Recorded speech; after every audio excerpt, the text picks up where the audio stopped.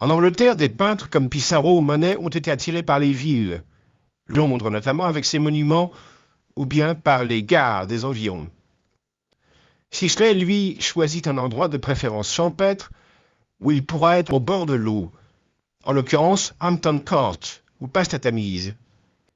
De plus, il reprend des procédés qu'il a déjà utilisés en Île-de-France et qui reviendront tout au long de son œuvre. Le principe de la route tournante, associé dans ce cas précis à la courbe du fleuve. Le centre de la route est vide de promeneurs. C'est une vaste zone nue qui apparaît au premier plan, où se dessinent les ombres des arbres tout en hauteur, occupant le côté gauche du tableau.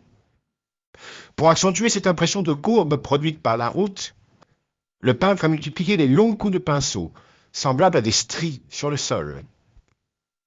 Pour faire contrepoint à ces lignes courbes, route tournante, mouvement du fleuve, végétation et ombre des arbres, le peintre a pris soin de placer deux personnages au centre du tableau, tandis qu'au fond se devine l'église de Hampton Court.